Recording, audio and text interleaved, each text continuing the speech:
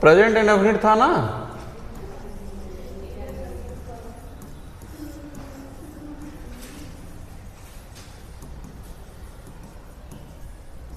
यही था,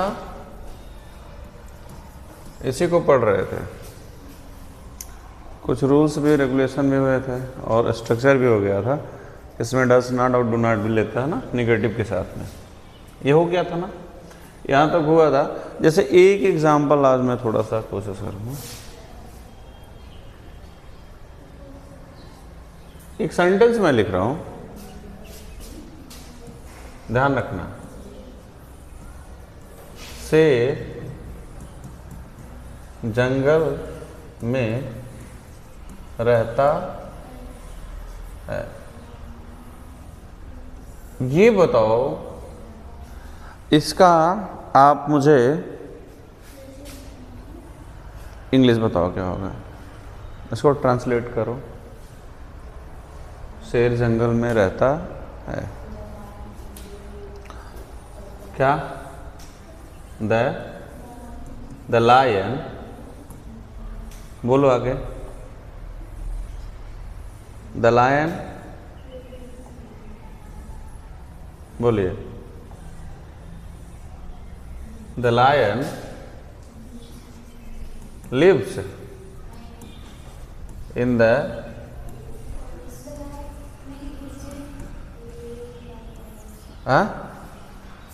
क्या होगा? कैसे कैसे?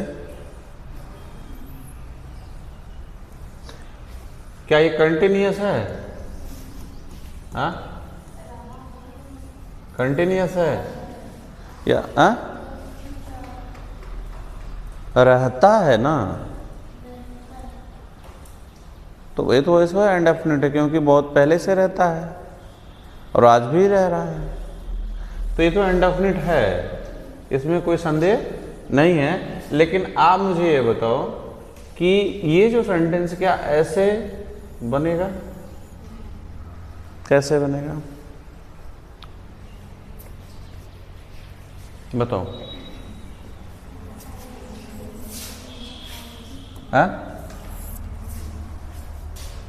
ध्यान रखना, ये बिल्कुल जैसे ये है the lion lives in the forest, ठीक ना? ये सही है एक प्रकार से, ये भी मान लीजिए सही है, ठीक है।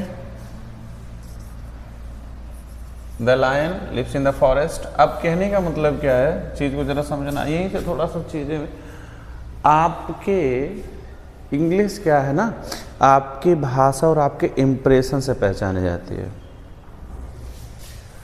ये चीजें आपको अफर्मेटिव सेंटेंस भी हो सकता है। क्या हो सकता है? अफर्मेटिव भी बना सकते, जैसे ये बना। अच्छा, इसको हम गलत भी कर सकते हैं, ऐसे बनाया भी जा सकता है, सही भी हो सकता है और गलत भी हो सकता है। कैसे? चेहरे के इंप्रेशन से, बातों के इंप्रेशन से। जैसे मैंने कहा शेर जंगल में रहता है, मैं आपको एक सूचना इन्फॉर्म दे रहा हूँ, इन्फॉर्मेशन दे रहा हूँ कि शेर जंगल में रहता है। लेकिन अब मैं इसी को, तो आपको ये लगा कि हाँ शेर जंगल में रहता है, प्रेजेंट इंडेफिनिट हो गया, सिंपल में मैंने बना लिया। लेकिन अगर मैं सिर्फ इतना कह दूं शेर जंगल में रहता है, तो ये क्या बन जाएगा? क्वेश्चन बन जाएगा। जैसे शेर जंगल में रहता है, तो फिर कहता हाँ या ना, वहां क्या बन गया? आपके चेहरे के, जैसे कहा शेर जंगल में रहता है, शेर जंगल में रहता है, सिंपल हो गया। शेर जंगल में रहता है, ये बन गया आपका क्वेश्चन।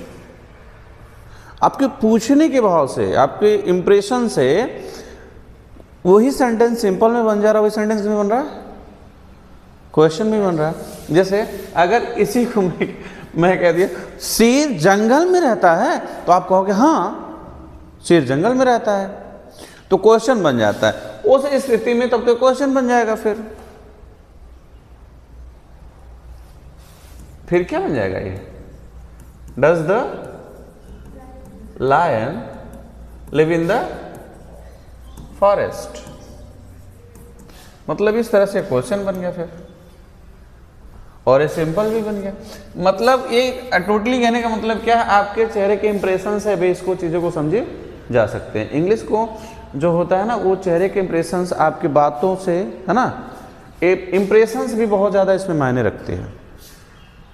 अभी इसको जैसे कोई कहते हैं वहाँ कोई था, वहाँ कोई था, तो कल हाँ, आखिर प्रश्न हुआ ना वो कि आप, अच्छा मैं ऐसे बता दूं, वहाँ कोई था, वहाँ कोई था, तो आपको मैंने बता दिया कि वहाँ पर कोई था। आप अब कौन है ये पता नहीं है, लेकिन मैंने आपको एक सूचना दे दिया, इन्फॉर्मेशन किया क्या, कि वहाँ पर कोई था।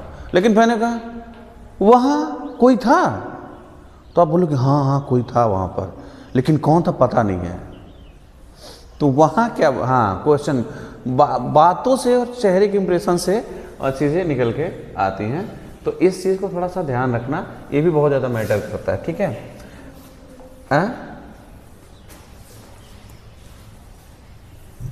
अब आगे थोड़ा सा देखना है प्रेजेंट कंटिन्यूअस, ध्यान रखना क्या, प्रेजेंट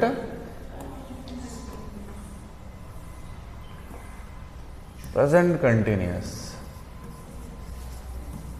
प्रेजेंट कंटिन्यूअस।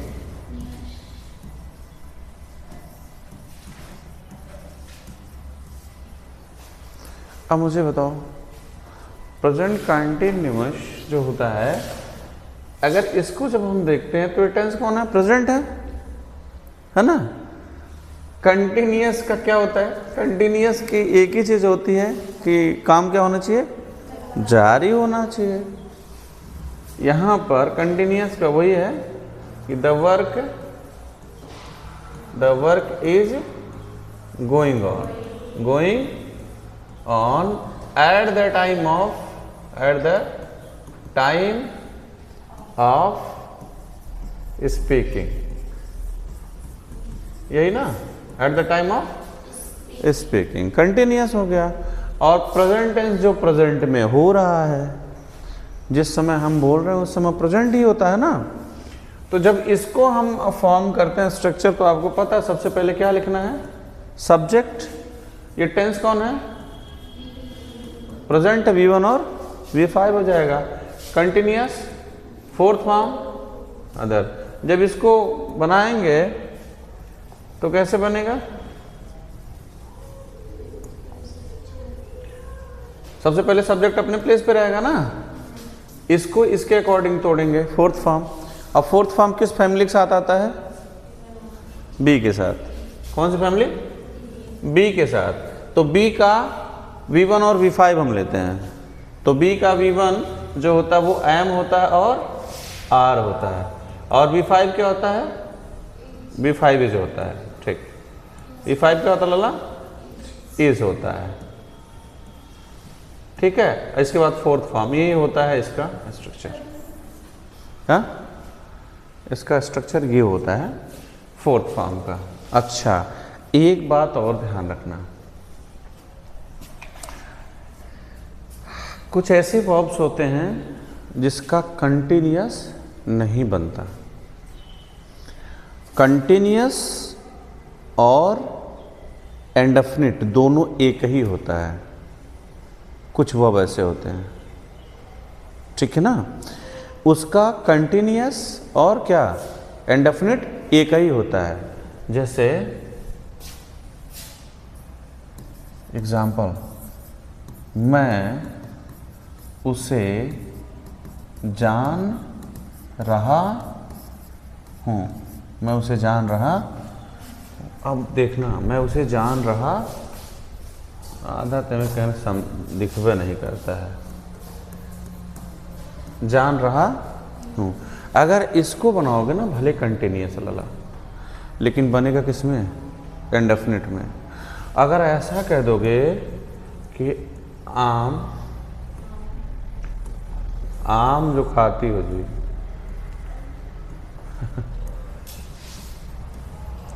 हो गया। नो मीन्स नोइंग हिम, तो ये हो जाएगा लाला गलत। क्या हो जाएगा? गलत हो जाएगा, क्योंकि ये नोइंग नहीं, गलत हो जाएगा। एक कंटिन्यूअस भले लिखा है लेकिन बनेगा क्या?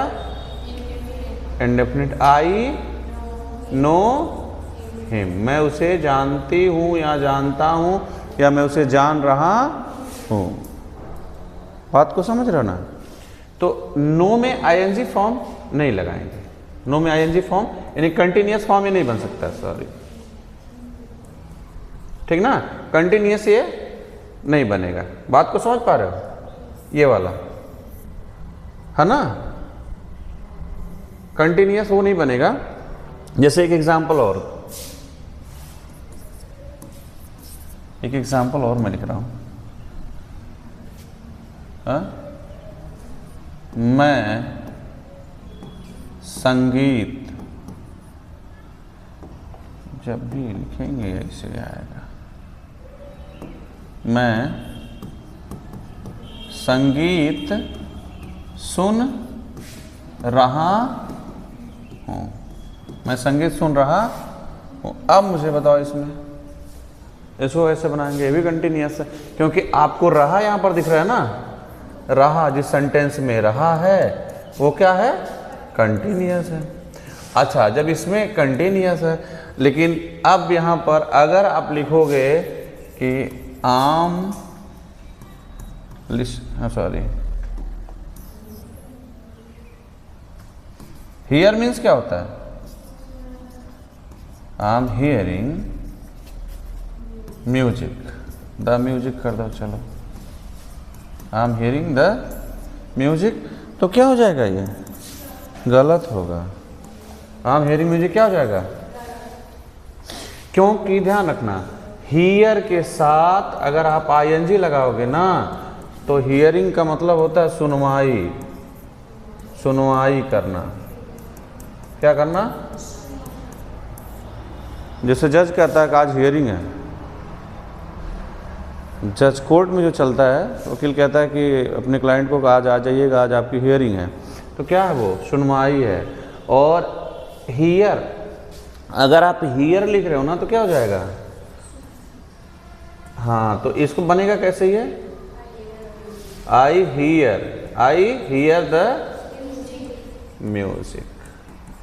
अब ये प्रेजेंट इंडेफिनिट भी हो गया, ये प्रेजेंट इंडेफिनिट भी हो गया, और प्रेजेंट कंटिन्यूअस भी हो गया, यही ना? मतलब दोनों, चाहे कंटिन्यूअस हो चाहे इंडेफिनिट हो, दोनों में यही है। इसका इंग्लिश यही है। इससे आई हियर द म्यूजिक मतलब मैं सुन रहा हूँ। हाँ, एक चीज़ कर सकते हो, अगर हियरिंग का, सुनवाई का मतलब ये सुनना का करना है ना, तो लिसन लिख सकते हो, लिसनिंग कर सकते हो। जैसे आम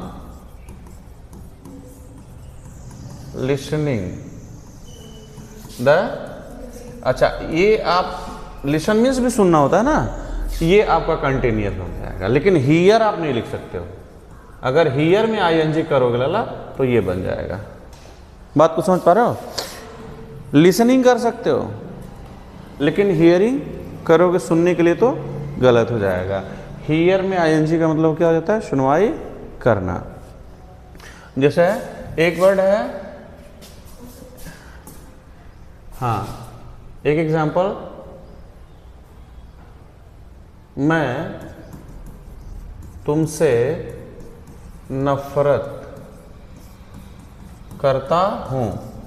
मैं तुमसे नफरत, इसमें भी सेम चीजें हैं। अब हेट जो वर्ड है, हेट मीन्स नफरत करना, हेटिंग नहीं होता। हेटिंग कर देंगे तो गलत हो जाएगा, हेटिंग नहीं होगा। यहां पर अगर कह दो कि आम हेटिंग सॉरी, करता लिखा हूं, कर रहा हूं, कर दो, कंटिन्यूस कर दो, ठीक ना? इसको नफरत कर रहा हूं,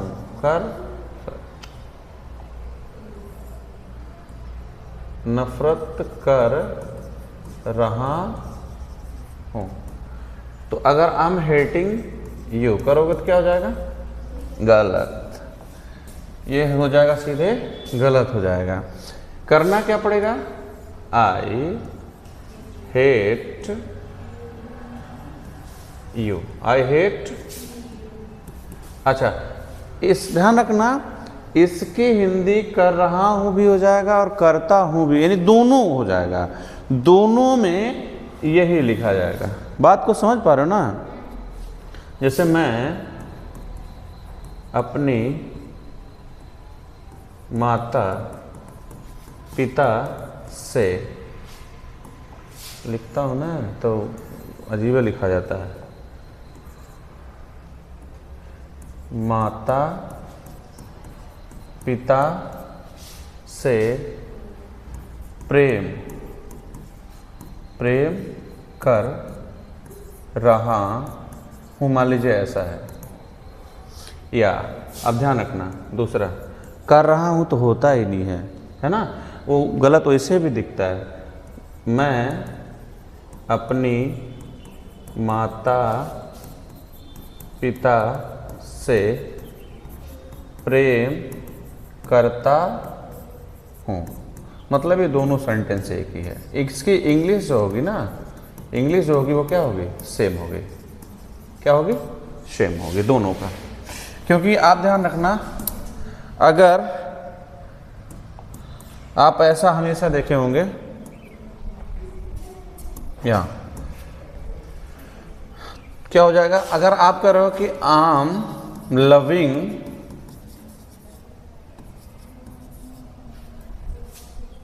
हाँ माई पेरेंट्स, तो क्या हो जाएगा लाला? ये गलत हो जाएगा। I am loving my parents नहीं होता, ये गलत हो। लविंग मीन्स अगर कर दोगे तो ध्यान रखना, लविंग का मतलब हो जाता है प्यारा। लविंग मीन्स क्या हो जाता है? प्यारा। लविंग मीन्स प्यारा हो जाता है। और अब इसको जब बनाना है तो यही है क्या? I love my parents. कभी भी देखे होंगे लव के साथ आईएनजी फॉर्म नहीं आते हैं, हेड के साथ आईएनजी फॉर्म नहीं आता है, क्योंकि लविंग का मीन्स क्या हो जाता है? प्यारा हो जाता है। ठीक है ना?